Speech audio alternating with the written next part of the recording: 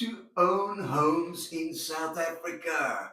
How it works, hidden risks, and smart tips. Thinking about buying a home but can't quite qualify for a bond yet? Rent-to-own, also called a lease option or lease-to-buy, sounds like the perfect bridge for you. But does it really work? And who is it right for? Today we'll unpack the pros, the cons, and legal must-knows of rent-to-own in South Africa. And I'll share a few surprising truths that could save you from an expensive mistake. Let's look at it. Let's unpack it all. Number one, Trevor, what is rent to own and what does it really mean? All right, let's look at the structure of it all, shall we? You sign a lease and a separate option to purchase agreement. Two agreements.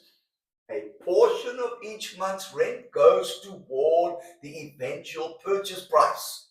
Now, what's the timing? Okay, at the end of the lease, often about 2 to 5 years, you have the option, not the obligation, to buy at the price agreed upon today. Smart. Not the same as installment sale, which we've already discussed. An installment sale transfers ownership only after the final payment and is regulated by the Alienation of Land Act. Rent to own is a lease plus a purchase option. Different legal framework, of course. Now, why buyers consider it? Here's one. Bond readiness. Okay? It builds up credit or saves for a larger deposit while you're living in the home. In other words, it gives you time to accumulate what you need. Also, there's a price lock. So you secure the property, today's pricing, in a rising market. Try before you buy is another good benefit. In other words, you live in the property and you live in the neighborhood first. Number three, what are the hidden risks and legal traps, Trevor? That's what I'm interested in. Well, option fee and premium rent. Don't forget, you'll likely pay an upfront option fee and above market rent. So if you walk away or can't finance, those payments are non-refundable. Don't forget that. Then, maintenance and rates.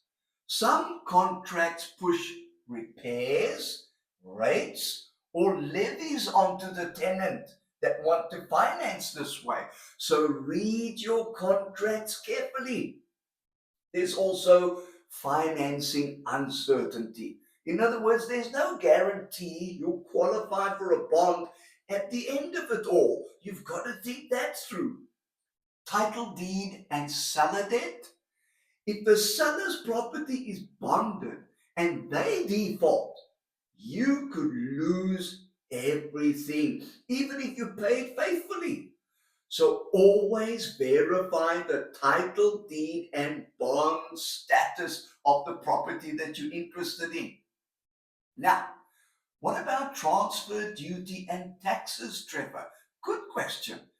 Transfer duty still applies when you exercise this option, and SARS treats the eventual purchase like any other property sale.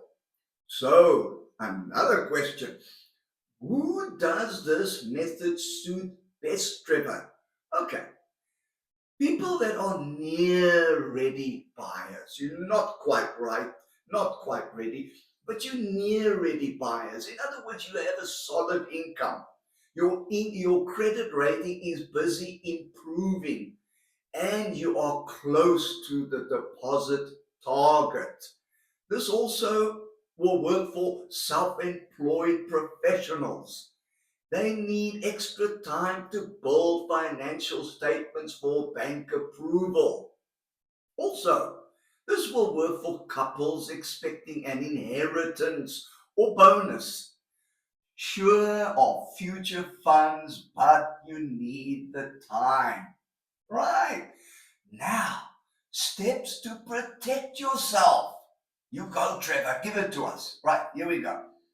You must have separate contracts. Don't forget. Insist on a written lease and a separate option to purchase agreement. Number two, always have your attorney review any documentation and contracts you're about to sign. In other words, use a conveyancer or property attorney. Don't rely on template contracts.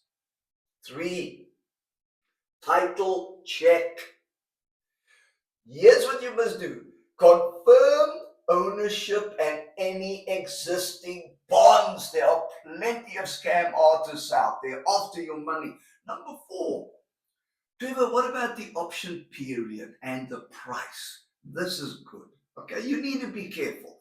Lock in a realistic price and set a clear exercise deadline.